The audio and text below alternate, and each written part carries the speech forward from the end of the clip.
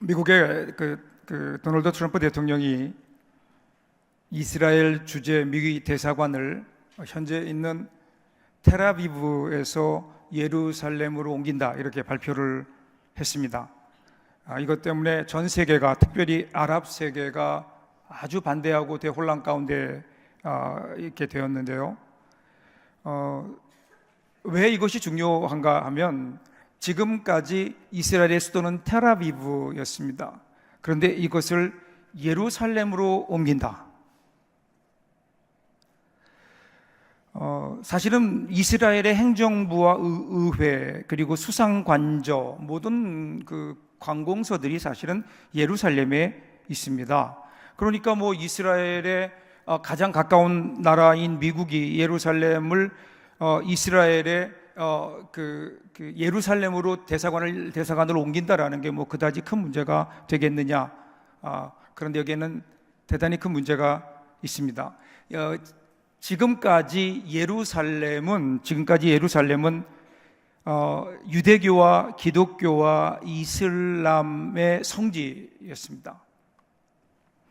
이러한 것 때문에 정치, 종교적으로 예민한 분쟁 지역이 됩니다. 그래서 처음에 나라를 독립할 때도 예루살렘이 수도가 아니라, 그래서 텔아비브라는 곳에 수도를 두었던 건데, 이제는 예루살렘을 이스라엘의 수도로 인정한다?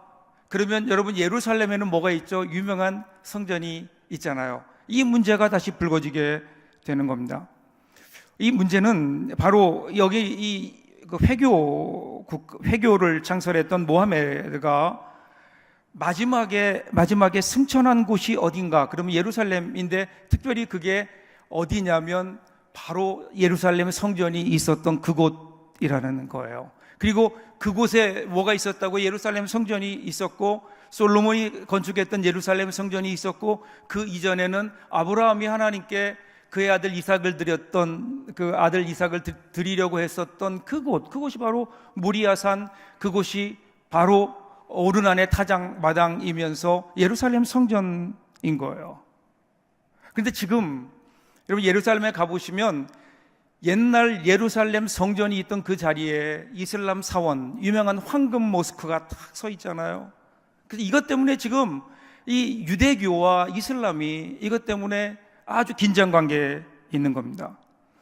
이스라엘 사람들의 소원이 뭐예요? 그것은 그곳에, 전에 예루살렘 성전이 있던 그곳에, 지금은 회교도의 그 상징인 황금 모스크가 있는 그곳에 예루살렘 성전을 다시 건축하는 거예요. 다른 곳은 안 된대요. 그래서 짓지 않고 있는 겁니다. 꼭 그 자리에 지어야 된다. 그래서 어떤 분은 이 분쟁 때문에 결국 마지막 세계 3차 대전이 일어나지 않겠느냐, 이렇게까지 이야기하고 있습니다. 이런 정도로 유대인들에게 성전은 대단한 가치를 갖고 있죠. 예루살렘 성전, 이것은 이스라엘 백성들에게는 절대적인 겁니다. 그리고 오늘 우리가 읽은 본문을 보시면 이 예루살렘 성전의 기원이 나오고 있습니다. 오늘 말씀을 좀 더 들어가 볼까요? 자, 오늘 보면 지금 이 말씀을 우리가 읽었던 역대상 21장 말씀은 다윗이 왕이 된 지 40년의 세월이 흐릅니다. 40년의 세월이 흐르면서 그동안 다윗은 하나님의 은혜로, 하나님의 도우심으로 주위에 있는 모든 나라를 다 평정하고 이제 그들을 조공국으로 만들어서 조공을 받고 있습니다. 이스라엘의 안보가 튼튼해졌을 뿐 아니라 그 안에 이스라엘 안에 산업들도 발전해서 경제적으로도 부강한 나라를 만들어 놓았습니다. 잘 했습니다. 자, 그런데 어느 날 갑자기 허영심이 그의 안에 들어옵니다. 야, 내가 생각해도 내가 그동안 일을 많이 한 것 같은데, 그동안 내가 큰 일을 한 것 같은데, 스스로 생각해도 장한 거예요. 한번 확인해 보고 싶었던 겁니다. 내가 가진 게 얼마큼이나 될까? 우리 힘이 얼만큼이나 될까?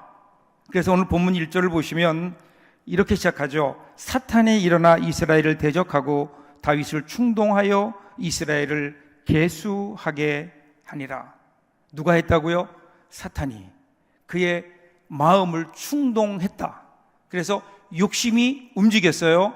욕심이 움직이면서 욕심이 잉태하니까 죄를 낳게 된 겁니다. 그래서 그의 소하였던 가장 믿음직스러운 장수 요압 장군을 불러서 백성들의 수를 파악해 보라고 명령합니다. 여러분, 원래 이 인구 조사는요, 제사장들이 하게 되어 있는 거거든요. 그런데 군대의 그 사령관인 요압 장군을 불러서 얘기합니다. 이때 인구 조사는 전쟁이나 부역에 동원할 수 있는 사람을 확인하라는 것이 아니고요, 세금 징수를 목적으로 하라는 것도 아니었던 것으로 보여집니다. 다만 우리가 얼만큼의 힘을 가지고 있는지 자기 업적을 나름대로 한번 가늠해 보고 싶은 자랑하는 마음이 아니었을까. 그래서 인구 조사를 하는 겁니다. 자기가 가진 힘이 얼마나 될까? 자기가 이룬 게 얼마나 될까? 여러분, 사실 지금까지 다윗을 보면 다윗은 별 볼 일 없는 집안의 막내였잖아요. 목동 출신이었잖아요. 그를 택해서 부르셔서 이곳까지 이르게 하신 분이 하나님이셨잖아요. 사울왕의 핍박을 받으면서 광야를 유리방황하면서 심지어는 이방 블레셋 나라까지 넘나들면서 망명 생활할 때 그를 보호해주고 오늘의 왕으로 만들어주신 분, 그분이 하나님이셔요. 하나님의 은혜인 거예요. 압살롬의 반역 가운데 풍전등화 같은 나라의 위기를 넘기고 오늘의 태평성세를 이루게 하신 분이 하나님이에요. 하나부터 열까지 다 하나님 때문이었어요. 그리고 지금까지 이 하나님의 힘이 다윗의 힘이었다고요. 이 하나님의 능력이 다윗의 능력이었어요. 그런데 문제는 지금 다윗이 이 하나님의 힘을, 하나님의 능력을, 은혜를 잊어버리고 자기가 가진 것이 자기의 힘이라고 오해하기 시작했다는 겁니다. 이런 다윗의 모습을 보면 누가복음 12장에 나오는 어리석은 부자의 모습과 오버랩됩니다. 거기에 나오는 그 어리석은 부자, 그 부자는 성실한 사람이었어요. 열심히 농사를 지었습니다. 열심히 농사를 지었더니 기대 이상의 소출이 있던 거예요. 엄청나게 많은 소출이 있는 겁니다. 열매를 거두게 된 거예요.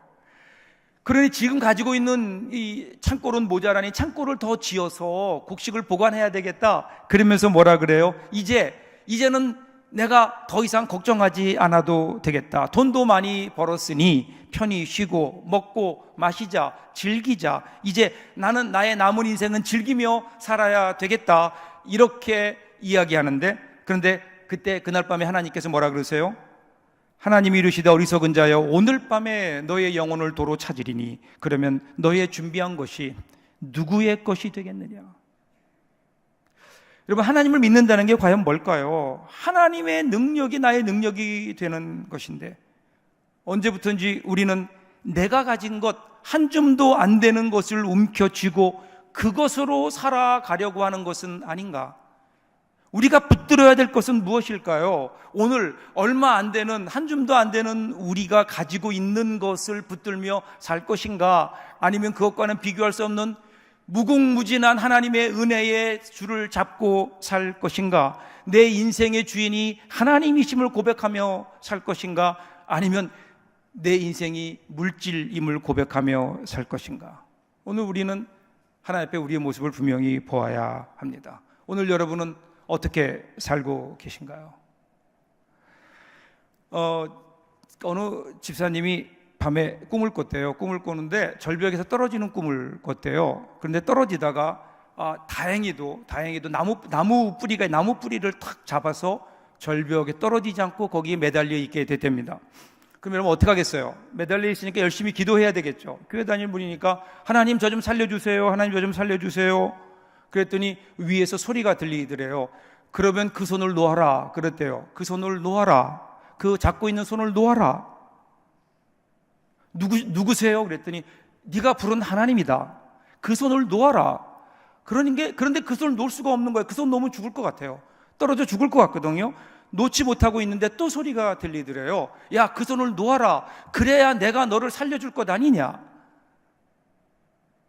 근데 그 얘기를 들으면서 굉장히 고민하다가 그분이 그랬대요. 위를 쳐다보면서 그 위에 하나님 말고 다른 분은 안 계십니까? 이렇게 소리쳤다고 합니다. 하나님 말고 다른 분은 안 계신가? 혹시 여러분 이것이 오늘 우리의 모습은 아닐까? 우리가 붙들어야 될 분이 하나님인데, 자연히 이런 다윗의 행동이 하나님의 진노를 불러옵니다. 7절 보세요. 하나님이 이 일을 악하게 여기사 이스라엘을 치심해. 하나님의 진노가 임합니다. 다윗이 저지른 이러한 그 일에 대한 하나님의 분명한 진노가 있습니다. 근데 그것은 너무나 무겁고 뼈아픈 것이었습니다. 하나님께서 그 선지자 갓을 보내셔서 하나님의 뜻을 전하시죠. 내가 내게 세 가지를 얘기할 거다. 그 중에 하나를 내가 택하라. 그 세 가지는 뭐죠? 3년 기근, 석 달을 적군에게 패해서 쫓겨 다니는 것, 그 다음에 사흘 동안의 전염병. 이 세 가지 중에 석 달과 3년과 석 달과 3일 이 중에 어느 것을 택할 것인가? 여러분 같으면 어느 것을 택하실래요? 여러분이 다윗이라면 다윗도 이 일을 택하는 게 쉬웠을까요?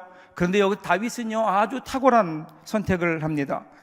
자신이 왜 이런 지경까지 오게 됐는지를 알고 있는 거예요. 그러면서 그는 오직 의지할 분이 하나님밖에 없음을 깨닫게 됩니다. 13절 보시면 여호와께서는 긍휼이 심히 크시니 내가 그의 손에 빠지고 사람의 손에 빠지지 아니하기를 원하나이다. 여호와께서는 긍휼이 심히 크시니, 긍휼이라는 것은요 약한 자의 그 약점과 결점을 충분히 알고 배려해주고 사랑을 베푸는 마음이거든요. 하나님이 아신다는 거예요. 하나님이 긍휼히 여기심을 아는 거예요. 하나님이 다윗이 비록 죄를 지었지만 자신의 약함을, 자신이 그렇게 할 수밖에 없는 연약함임을 하나님이 알고 계실 것이다. 그러니 나의 모든 것을 아시는 하나님 앞에 내가 뭘 하겠다고 얘기하겠느냐는 거예요. 그냥 하나님의 긍휼하심에 맡기겠습니다. 하나님의 손에 맡기겠습니다. 그랬더니 하나님께서 세 번째 것을 택하셨죠. 3일 동안 전염병이 도는데 7만 명이 죽게 됩니다. 왜 하나님께서 이렇게 잔인하게 7만 명이나 죽게 하셨을까? 그것은 우리를 향해 주신 분명한 하나님의 메시지가 있죠. 다윗이 그렇게 자랑스럽게 여겼던 힘, 사람, 인구조사를 통해서 자기가 얼마나 많은 병사들을 가지고 있는지에 대해서 그 자기의 힘이었고 자기의 자랑이었던 그 사람들이 하나님께서 입김 한번 부시니까 단 3일 만에 7만 명이 죽을 수 있다. 분명하게 다윗에게 경고하시는 거죠. 그리고 다윗은 여기에서 자기의 잘못을 깨닫고 하나님께 다시 자신의 삶의 주도권을 드립니다. 하나님 알아서 해 주십시오. 결정을 하나님께 맡기는 겁니다. 신앙이라는 것은 그것 아닐까요? 신앙이라는 것은 마지막 결정을 하나님께 맡겨드리는 것 아닐까요? 인생 여정이라는 것이 본래 우리의 계획대로 되는 게 아닙니다. 그렇죠? 그러니까 여러분, 우리의 목표, 내가 세운 목표를 고정하고 그 목표를 이루기 위해서 사는 것보다는 하나님의 뜻을 우리들이 기억하면서 하나님의 은혜를 기억하면서 하나님께 우리 자신을 맡기고 우리를 인도하시는 하나님을 믿고 하늘의 장단에 맞춰서 발걸음을 옮겨갈 때 여러분 거기에는 이 세상에서 얻을 수 없는 하나님의 은혜와 복이 있지 않을까요? 그 안에는 무언가 우리들이 이 세상에서는 경험할 수 없는 기쁨의 발걸음들이 분명히 우리 가운데 일어나게 될 텐데 하나님께 우리 것을 내어드리는, 여기서 반전이 일어납니다. 다윗이 하나님께 자신의 결정을 맡기자, 그러자 이제 드디어 절망이 끝나고 소망이 찾아옵니다. 하나님께서는 예루살렘을 멸하러 천사를 보내셨지만 이제는 그 내리셨던 재앙을 거두십니다. 족하다, 이제는 내 손을 거두라. 그때 비로소 하나님께서 이스라엘을 향한, 다윗을 향한 진노가 끝나게 되는 겁니다. 그리고 나서 오늘 우리가 읽었던 본문 18절인 거예요. 18절 보세요. 여호와의 천사가 갓에게 명령하여 다윗에게 이르시기를 다윗은 올라가서 여부스 사람 오르난의 타작마당에서 여호와를 위하여 제단을 쌓으라 하신지라. 여러분, 이 말씀을 들었을 때 다윗의 마음이 어땠을까요? 처음에는 굉장히 기뻤을 겁니다. 이제 올라가서 단을 쌓아라, 이 얘기는요 하나님께서 이제 다시 너와 교제하시겠다, 하나님이 용서하기로 작정하셨다, 이 말이에요. 이제는 너와의 관계를 다시 회복하겠다, 이것이 하나님의 은혜가 열려졌다는 겁니다. 얼마나 감사했겠어요. 그런데 문제는 그 장소입니다. 그 장소가 오르난의 타작마당입니다. 하나님께 단을 쌓는 건 당연한 일인데 하나님께 단을 쌓으려면 하나님께 제사를 드리려면 어디로 가야 될까요? 성소로 가야 되는 거예요. 그 당시에는 기브온에 하나님께 제사 드리는 성소가 있었거든요. 그런데 하나님께서는 성소가 아니라, 기본에 있는 성소가 아니라 오르난의 타작마당으로 가라 이렇게 말씀하십니다. 그래서 그 오르난의 타작마당으로 갑니다. 20절 21절 보세요. 그때에 오르난이 밀을 타작하다가 돌이켜 천사를 보고 오르난이 4명의 아들과 함께 숨었더니 다윗이 오르난에게 나아가매 오르난이 내다보다가 다윗을 보고 타작마당에 사나와 얼굴을 땅에 대고 다윗에게 절하매. 그러면 다윗이 갔더니 뭐하고 있어요? 타작마당에서 뭐 할까요? 타작하고 있겠죠. 밀을 수확해서 타작하고 있었어요. 20절에 그렇게 얘기합니다. 당연한 겁니다. 그곳은 성전이 아니었다고요. 성소가 아니었다고요. 그냥 오르난의 일터였습니다. 그러니까 오르난이라는 사람이 자기 아들들과 함께 밀을 타작하고 있는 거예요. 그런데 바로 그곳에서, 그 일터에서, 오르난의 일터에서 제단을 쌓아라. 그리고 거기서 제사를 드릴 때 하나님께서 그에게 불로 응답해 주시는 거예요. 여러분, 이 순간이 다윗에게는 새로운 지평이 열리는 순간이었습니다. 지금까지 다윗은 생각하기를 제사를 드리려면 꼭 성소에 가야 된다 이렇게 생각했습니다. 그런데 하나님께 드리는 제사의 자리가 꼭 성소가 아니라 지금 어디도 된다고요? 일터인 거예요. 오르난의 타작마당인 거예요.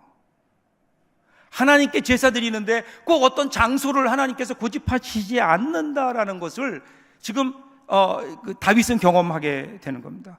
이 오르난의 타작마당. 오늘 여러분, 우리 가운데도 오르난의 타작마당이 있나요? 우리 인생에 살다 보면 어렵고 힘들 때, 우리 인생이 약해서 죄를 지어서 그래서 죄 가운데 있을 수밖에 없을 그때 하나님의 은혜를 구하며 나올 수 있는, 오늘 저와 여러분의 인생의 오르난의 타작마당이 우리에게 있는가? 여러분, 미국 뉴욕을 가보시면, 여러분 뉴욕 그러면 뭐가 제일 먼저 떠오르세요? 뉴욕 맨하탄에 가면 세계의 높은 빌딩들은 다 거기 모여 있는 것 같죠? 지난번 9.11 테러로 무너졌던 그 월드 트레이드 센터도 다시 이제 복원되었습니다.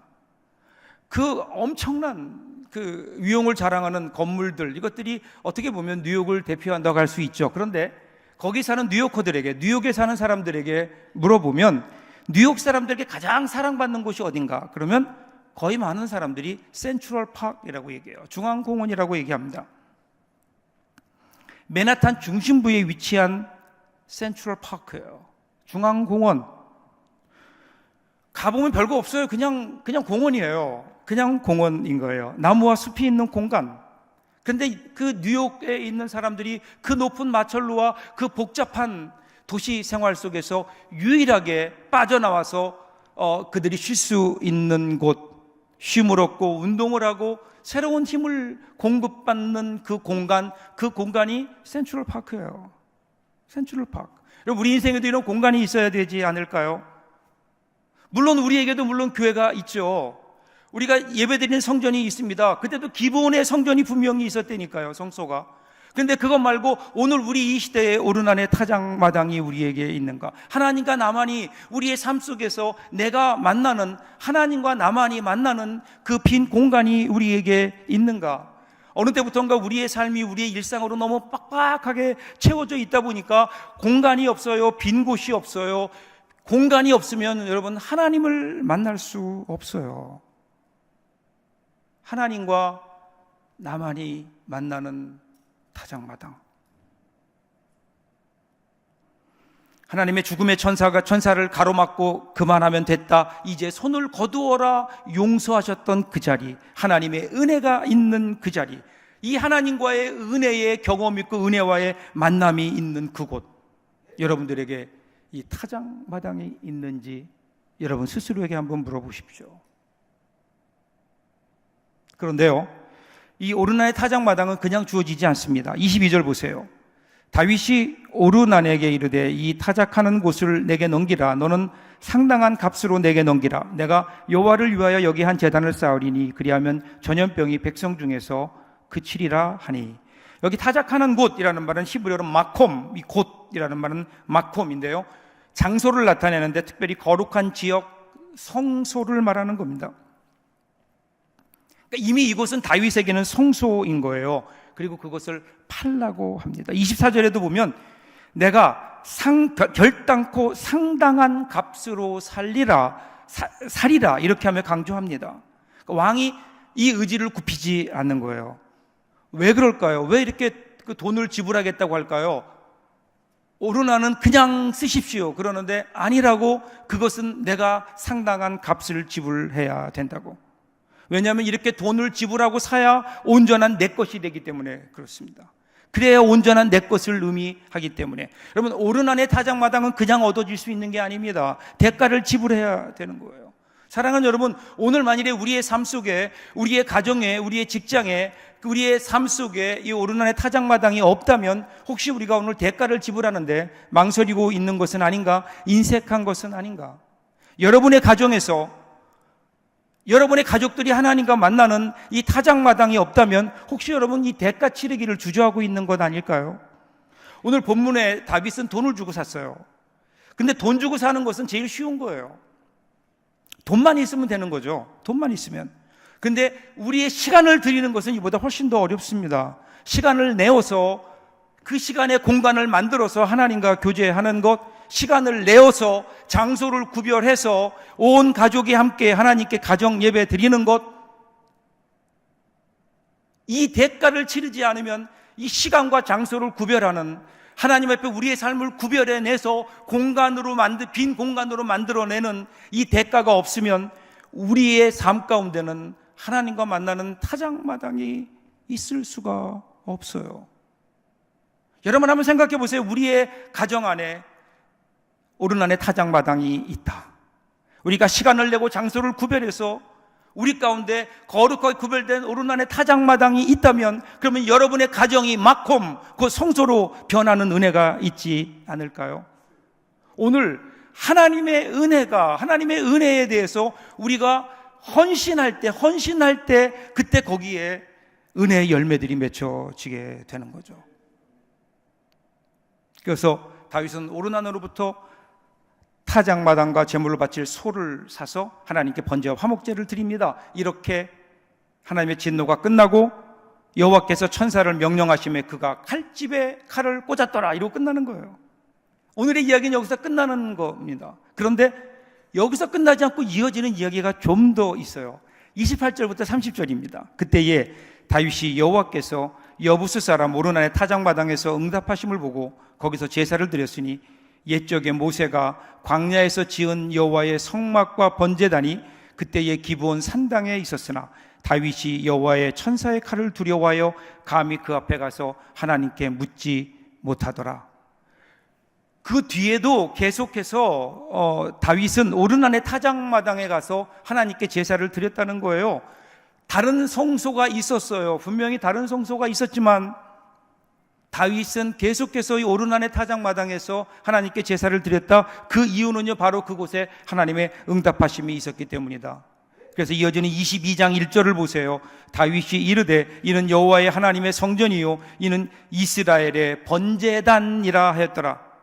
결국 여러분 역대상 21장의 내용을 쭉 보면요, 이 바로 마콤이 성전터에 합당한 장소라는 것을 알게 됩니다. 그런데 중요한 것은 성전이 장소가 아니라는 거예요. 성전이 어떤 건물을 의미하는 게 아니라는 거예요. 그래서 역대하 3장 1절도 보세요. 솔로몬이 예루살렘 모리아 산에 여호와의 전 건축하기를 시작하니 그곳은 전에 여호와께서 그의 아버지 다윗에게 나타나신 곳이요 여부스 사람 오르난의 타작마당에 다윗이 정한 곳이라. 이곳이 보니까 오래전 그들의 믿음의 조상이었던 아브라함이 하나밖에 없는 아들 이삭을 제물로 드리려고 했던 바로 그곳, 그 모리아 산이었다는 겁니다. 자신보다 더 귀한 아들을 하나님께 제물로 드리려고 했을 때 하나님이 그것을 막으시고 오히려 제물을 예비하셨던 여호와 이레의 복이 있었던 그 자리, 여러분, 도저히 이해할 수 없는 하나님의 말씀, 납득할 수 없는 하나님의 명령에도 불구하고 아브라함이 믿음으로 순종했을 때 아브라함의 생각을 뛰어넘는 놀라운 하나님의 섭리와 역사하심을 우리는 이 사건을 이 모리아산에서 우리들이 배울 수 있잖아요. 다윗이 이것을 깨닫는 겁니다. 사랑하는 여러분, 그러므로 성전은 장소가 아닙니다. 아브라함이 하나님께 제사를 드렸던 곳, 그곳에서 오늘 다윗이 하나님께 제사를 드립니다. 그리고 오늘 저와 여러분이 드리는 이 예배의 자리가 바로 이 오르난의 타장마당이기를 주님의 이름으로 축복합니다. 누구든지 이 자리에 나와서 하나님께 예배하는 자들마다 하나님의 은혜를 경험하고, 그리고 하나님의 용서를 경험하고, 하나님께서 함께 위로하시는 하나님의 은혜로 회복되는 은혜가 여기에 있는 것 아니에요? 여러분, 성전은 이미 물론 그 후에 솔로몬이 성전을 거기에 짓잖아요. 성전은 무너져요. 지금 성전이 어디에 있어요? 없다니까요. 지금 성전이 있던 곳에는 이슬람의 모스크가 들어가 있습니다. 실제로 주님이 십자가 사건 후에 40년이 지나지 않아서 예루살렘 성전은 무너지게 되고요. 그 이후로 역사상 한 번도 예루살렘 성전이 건축된 적이 없습니다. 저는 이것이 하나님께서 우리에게 주시는 분명한 메시지라고 믿습니다. 성전이 없는 곳, 그곳에서 예배하는. 사도 바울은 그래서 고린도전서 3장 16절에서 이렇게 얘기합니다. 여러분은 하나님의 성전이며 하나님의 성령이 여러분 안에 거한다는 것을 알지 못합니까? 그 성전에 가서 드려야 되는 어떤 장소가 있는 게 아니라, 어떤 성전만 거룩한 것이 아니라, 예배는 우리의 마음에서 시작되고, 그러므로 우리 마음이 성전이 되지 않고는 우리가 어디에 가든지 하나님 앞에 제사를 드릴 수 없는 거예요. 하나님 앞에 아름다운 예배를 드릴 수 없는 거예요. 신성함과 아름다움을 찾고자 하면, 그러면 밖에서 찾을 것이 아니라 내 안에 거하시는 하나님의 거룩한 영에서 확인을 하고 그 하나님의 인도하심을 따라 살 때 우리 삶이 성전의 삶이 되고, 우리 속에 역사하시는 하나님의 은혜가 바로 거기에 있다는 겁니다. 성전이라는 것은 그래서 하나님께서 주인이 되는 자리입니다. 성전이란 그렇게 하나님께서 주인이 되시기 때문에 오직 하나님만을 경배하며 하나님께 영광을 돌리는 목적으로 존재하는 겁니다. 그런 의미에서 오늘 우리의 삶도 마찬가지 아닐까요? 우리의 삶도 온전히 하나님만을 찬양하며 경배하며 하나님께 영광을 돌리며 살아갈 때 우리의 삶이 성전이 되는, 성전이라는 것은 하나님의 뜻을 이해하고 그 뜻을 어떻게 순종하며 행할 것인가, 여기에 최고의 관심을 두는 곳입니다. 그렇게 우리가 성전으로 살아갈 때, 그때는 우리의 삶은 세상과 분명히 다를 겁니다. 성전으로 살아갈 때 바로 열린 하늘 아래 사는 축복이 우리 가운데 있지 않을까요? 성전으로 살아갈 때 우리에게는 늘 열린 하늘이 우리에게 있고 하나님의 질서와 권능으로 우리의 삶이 채워지며 하나님의 그 뜻을 가지고 주시는 은혜와 능력을 가지고 이 세상을 정복하며 다스리며 살아가는 하나님의 사람의 모습이 우리 가운데 있는데, 다시 한번 하나님 앞에 우리의 모습을 보며 오늘 우리의 삶이 성전으로 회복되는 놀라운 은혜가 있기를 주님의 이름으로 축복합니다. 기도하겠습니다.